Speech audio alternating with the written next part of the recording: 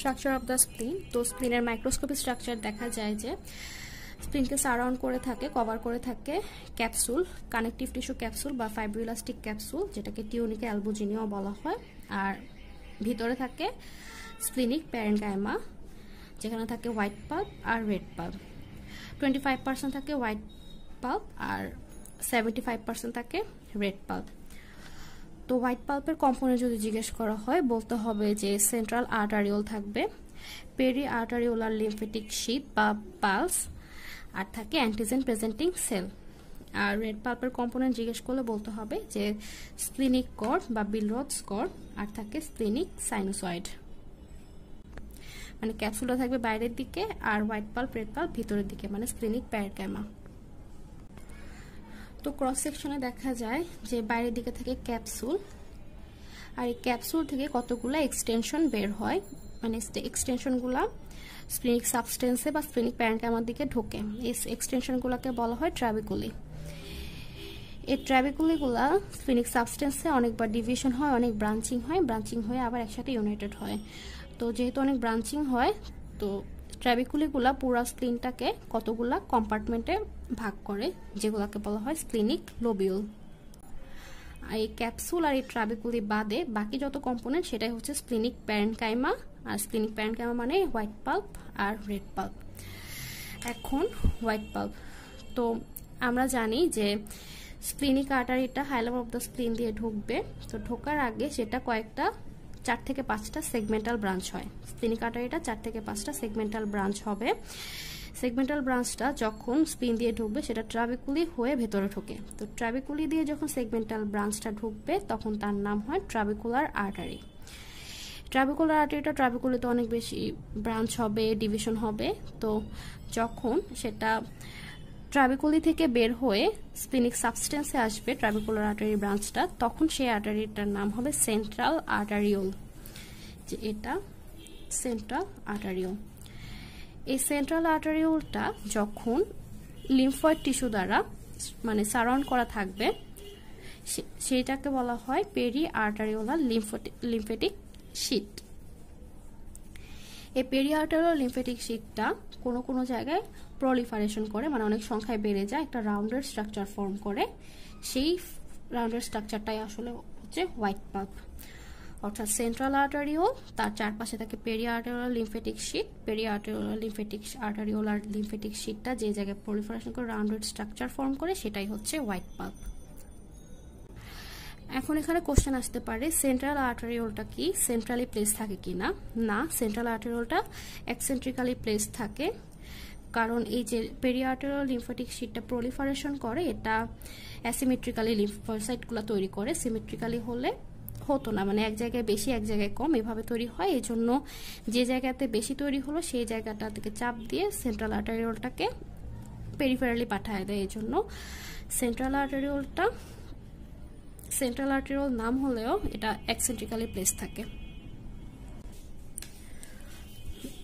তো এখন যদি শুধু হোয়াইট পাল্প একটু দেখি, এই যে এটা হচ্ছে সেন্ট্রাল আর্টারি, তার দিকে সারাউন্ড করে থাকে পেরি আর্টারিওলার লিম্ফেটিক শীট।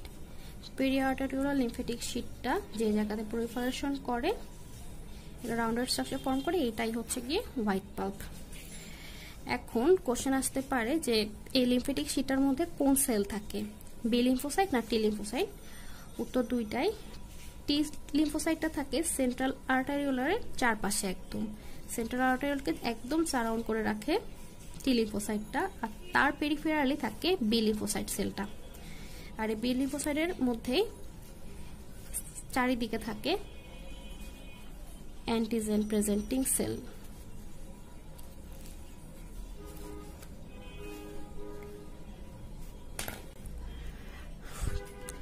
তো এখন কোশ্চেন আসতে পারে যে হোয়াইট পাল্পের কাজ কি। তো হোয়াইট পাল্পের কাজ হচ্ছে মেইনলি আমাদের ইমিউন রেসপন্স করা, মানে কোনো বডিতে কোনো ফরেন সাবস্টেন্স আসলে সেটাকে কিল করে হচ্ছে এই হোয়াইট পাল্পটা। তো মনে করা যাক, তো স্কিন থেকে কোনো ফরেন সাবস্টেন্স মানে কোনো অ্যান্টিজেন ব্লাডে আসলো, তো অ্যান্টিজেনটা ব্লাডে নিয়ে আসবে ডেনড্রাইটিক সেল।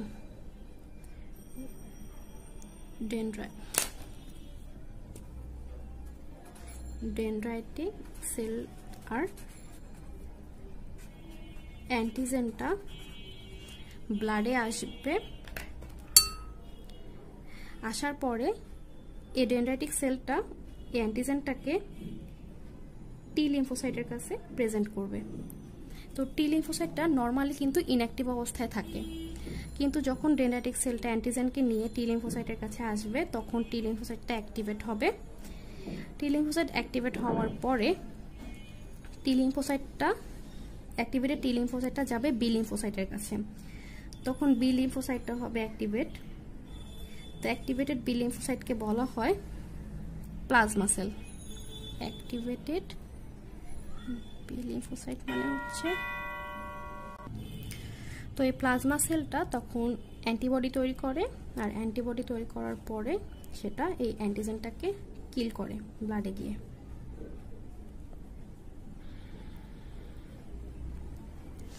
তাহলে কি হলো, ডেনড্রাইটিক সেলটা স্কিন থেকে অ্যান্টিজেনটাকে নিয়ে এসে টি সেলের কাছে প্রেজেন্ট করলো। টি সেলের কাছে প্রেজেন্ট করলে টি লিম্ফোসাইটটা অ্যাক্টিভেট হয়। অ্যাক্টিভেটেড টি সেল বি লিম্ফোসাইটের কাছে যায়, তখন বি লিম্ফোসাইটটা অ্যাক্টিভেটেড হয়। অ্যাক্টিভেটেড বি লিম্ফোসাইটটা তখন, অ্যাক্টিভেটেড বি লিম্ফোসাইট মানে তো প্লাজমা সেল, তো প্লাজমা সেলটা তখন অ্যান্টিবডি তৈরি করে অ্যান্টিজেনটাকে কিল করে। আর যদি কখনো কোনো ভাইরাস ঢুকে তখন কি হয়, ভাইরাসটা আসে হচ্ছে বি লিম্ফোসাইটের কাছে, ভাইরাসটা ক্যারি করে বি লিম্ফোসাইট। বি লিম্ফোসাইটটা এই ভাইরাসটাকে ক্যারি করে টি লিম্ফোসাইটের কাছে নিয়ে যায়। তো তখন টি লিম্ফোসাইটটা অ্যাক্টিভেট হয়। তো টি লিম্ফোসাইট যখন অ্যাক্টিভেট হয়, এই অ্যাক্টিভেট টি লিম্ফোসাইটটা অ্যাগেইন বি লিম্ফোসাইটকে অ্যাক্টিভেট করে, অর্থাৎ প্লাজমা সেল তৈরি করে। তখন এই প্লাজমা সেলটা অ্যান্টিবডি তৈরি করে ভাইরাসটাকে কিল করে। তার মানে কোনো ভাইরাস আসলো বি লিম্ফোসাইটে, মানে ভাইরাসটাকে ক্যারি করে বি লিম্ফোসাইট। তো বি লিম্ফোসাইটটা তার সারাউন্ডিং যে টি লিম্ফোসাইট সেল থাকে সেটার কাছে নিয়ে যায়। নিয়ে গেলে তখন টি লিম্ফোসাইটটা অ্যাক্টিভেট হয়। এই অ্যাক্টিভেটেড টি লিম্ফোসাইটটা আবার সেই বি লিম্ফোসাইটের কাছে যায়, তখন সেই বি লিম্ফোসাইটটা অ্যাক্টিভেট হয়। সেই বি লিম্ফোসাইটটা অ্যাক্টিভেট হয়ে মানে প্লাজমা সেল হয়ে অ্যান্টিবডি ফর্ম করে, অ্যান্টিবডি ফর্মেশন করে ভাইরাসটাকে কিল করে।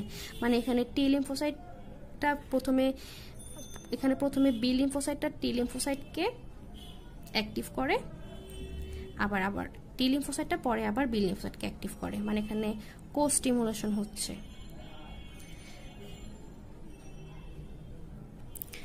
আরেকটা জিনিস হয়, এই যে অ্যান্টিজেন প্রেজেন্টিং সেলগুলো থাকে, তো আশেপাশে যে রেড পাল্প থাকে সেখানে যদি কখনো কোনো আনওয়ান্টেড সাবস্টেন্স চলে আসে, তো রেড পাল্পের অ্যান্টিজেন প্রেজেন্টিং সেল বা হোয়াইট পাল্পের অ্যান্টিজেন প্রেজেন্টিং সেল এগুলো ক্যারি করে হোয়াইট পাল্পে নিয়ে আসে। হোয়াইট পাল্পের অ্যান্টিজেন প্রেজেন্টিং সেলটা টি লিম্ফোসাইটের কাছে যায়।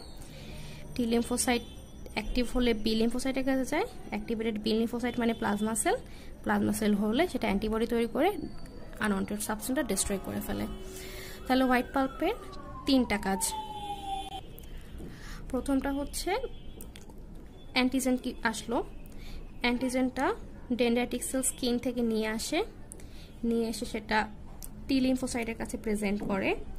টি লিম্ফোসাইটটা সেটা নিয়ে অ্যাক্টিভ হয়ে বি লিম্ফোসাইটের কাছে আসে। বি লিম্ফোসাইটটা অ্যাক্টিভ হয়ে মানে প্লাজমা সেল ফর্ম করে, সেই প্লাজমা সেলটা অ্যান্টিবডি তৈরি করে অ্যান্টিজেনটাকে কিল করে। ভাইরাস যখন আসে, ভাইরাসটা ক্যারি করে বি লিম্ফোসাইট, ক্যারি করে এনে সারাউন্ডিং টি লিম্ফোসাইটের কাছে নিয়ে যায়। সারাউন্ডিং টি লিম্ফোসাইট অ্যাক্টিভেট হয়। অ্যাক্টিভেট টি লিম্ফোসাইটটা আবার বি লিম্ফোসাইটের কাছে নিয়ে যায়। বি লিম্ফোসাইটটা অ্যাক্টিভ হয়। বি লিম্ফোসাইট অ্যাক্টিভ হওয়া মানে প্লাজমা সেল হওয়া, প্লাজমা সেলটা অ্যান্টিবডি তৈরি করে ভাইরাসটাকে কিল করে। আর আনওয়ান্টেড সাবস্টেন্স যখন রেড পাল্পে চলে যায়, তখন অ্যান্টিজেন প্রেজেন্টিং সেলগুলো রেড পাল্প থেকে সেটা টি লিম্ফোসাইটে নিয়ে আসে। টি লিম্ফোসাইট অ্যাক্টিভ হয়। টি লিম্ফোসাইট অ্যাক্টিভ হলে অ্যাক্টিভেট টি লিম্ফোসাইটটা বি লিম্ফোসাইটে যায়। বি লিম্ফোসাইট অ্যাক্টিভ হয়, প্লাজমা সেল হয়, প্লাজমা সেলটা অ্যান্টিবডি তৈরি করে, আনওয়ান্টেড সাবস্টেন্স কিল করে। তো হোয়াইট পাল্প শেষ, এখন হচ্ছে রেড পাল্প। রেড পাল্পের কন্টেন্ট আমরা পড়েছি, থাকে হচ্ছে স্প্লিনিক কর্ড আর থাকে স্প্লিনিক সাইনোসয়েড। তো স্প্লিনিক কর্ডটা কি? স্প্লিনিক কর্ডটা হচ্ছে গিয়ে এই জায়গাটা স্প্লিনিক কর্ড। স্প্লিনিক কর্ডটা হচ্ছে গিয়ে all type of blood cell, macrophage, reticular cell. এখানে all type of blood cell বলতে আরবিসি, ডাব্লিউবিসি, প্লাটিলেট সব বোঝানো হচ্ছে। আর ডাব্লিউবিসির মধ্যে লিম্ফোসাইট থাকে, তো আলাদা করে লিম্ফোসাইট বলতে হবে না। All types of blood cell, macrophage, reticular cell বললেই হবে। আর থাকে স্প্লিনিক সাইনোসয়েড।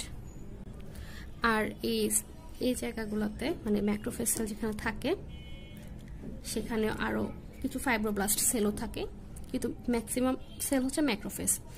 আর স্প্লিনিক সাইনোসয়েড, এটা স্প্লিনিক সাইনোসয়েড হচ্ছে একটা, সাইনোসয়েড মানে অ্যাটিপিক্যাল ক্যাপিলারি, মানে নর্মাল ক্যাপিলারির যে বৈশিষ্ট্য তাতে একটু ডিফারেন্ট হচ্ছে স্প্লিনিক সাইনোসয়েড।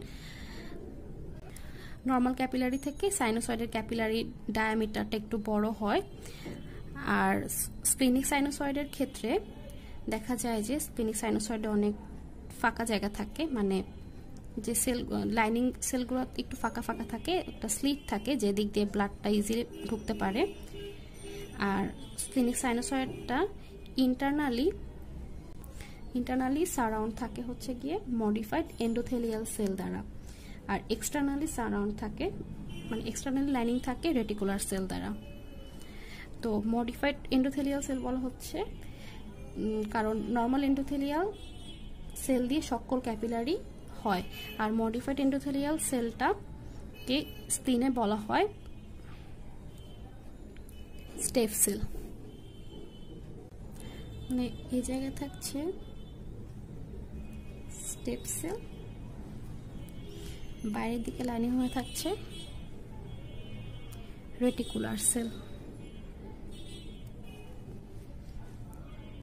এই স্টেপ সেলটা স্প্লিন ছাড়া কোথাও পাওয়া যায় না। আর এই যে স্লিটগুলো থাকে, ফাঁকা জায়গাগুলো থাকে, সেদিক দিয়ে ব্লাড সাইনোসয়েডে ঢোকে। এখন রেড পাল্পের কাজ কি? রেড পাল্পের মেইন কাজ হচ্ছে আরবিসি ডিস্ট্রয় করা, মানে আরবিসি যখন মেয়াদ শেষ হয়ে যায়, 120 দিন হয়ে যায়, তখন যে অ্যাবনর্মাল আরবিসিগুলো থাকে সেগুলোকে ডিস্ট্রয় করা হচ্ছে এই স্প্লিনিক কর্ডের কাজ, মানে রেড পাল্পের কাজ। তো কি হয়, তো সেন্ট্রাল আর্টারিটা যখন লিম্ফেটিক শিট থেকে বের হয়, মানে হোয়াইট পাল্প থেকে বের হয়ে কতগুলো স্ট্রেট ব্রাঞ্চ দেয়। তো স্ট্রেট ব্রাঞ্চগুলোকে বলা হয় পেনিসিলার আর্টারি। তো পেনিসিলার আর্টারি থেকে যখন blood cell, red blood cell normally oval শেপের হয়, তো ব্লাড সেলগুলো এদিকে যায়, সাইনোসয়েডে যায়।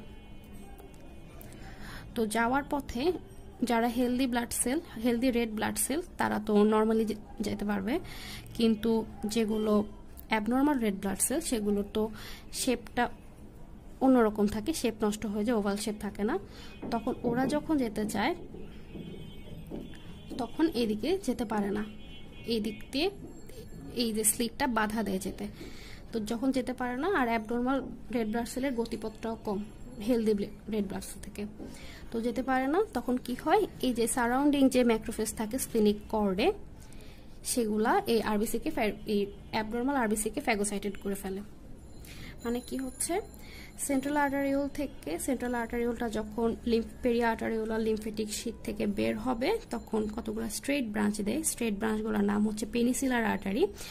পেনিসিলার আর্টারিটা থেকে হেলদি রেড ব্লাড সেল যখন স্প্লিনিক সাইনোসয়েডে ঢুকবে, স্লিট দিয়ে ঢুকবে, কিন্তু যেগুলো আনহেলদি বা অ্যাবনর্মাল রেড ব্লাড সেল বা যেগুলো মেয়াদ শেষ, সেগুলোর তো শেপ নষ্ট হয়ে যায়, তো সেগুলো এই স্লিট দিয়ে ঢুকতে পারে না, বাধা পায়। তখন এই সারাউন্ডিং যে ম্যাক্রোফেজ সেলগুলো থাকে সেগুলো এই সেলটাকে, মানে এই অ্যাবনর্মাল রেড সেলটাকে নষ্ট করে ফেলে। তো এটাই হচ্ছে রেড পাল্পের কাজ। এভাবে আরবিসি ডিস্ট্রয় করে। আর রেড পাল্পের আরেকটা কাজ হয়, এখানে প্লাটিলেট স্টোরেজ হয়। তো আমরা ফাংশনে পড়ছিলাম যে স্প্লিনে ব্লাড সেলগুলো স্টোরেজ হয়। তো রেড পাল্পে প্লাটিলেট স্টোরেজ হয়। তো হোয়াইট পাল্পের মেন কাজ হচ্ছে ইমিউন রেসপন্সে হেল্প করা, আর রেড পাল্পের মেন কাজ হচ্ছে এই যে আরবিসি ডিস্ট্রয় করা। তো এখানে আরেকটা কাজ হয় যে এখানে যে অ্যান্টিজেন প্রেজেন্টিং সেলগুলো থাকে, মানে ম্যাক্রোফেজে এক টাইপের অ্যান্টিজেন প্রেজেন্টিং সেল, তারা আরেকটা কাজ করে, তারা এখানে যখন কোনো আনওয়ান্টেড সাবস্টেন্স চলে আসে সেগুলো হোয়াইট পাল্পে নিয়ে যায়, হোয়াইট পাল্পের টি লিম্ফোসাইটের কাছে নিয়ে যায়। টি লিম্ফোসাইটটা অ্যাক্টিভেট হলে বি লিম্ফোসাইটের কাছে যায়, অ্যাক্টিভেটেড বি লিম্ফোসাইটটা মানে প্লাজমা সেলটা অ্যান্টিবডি ফর্মেশন করে তখন আনওয়ান্টেড সাবস্টেন্সটাকে কিল করে।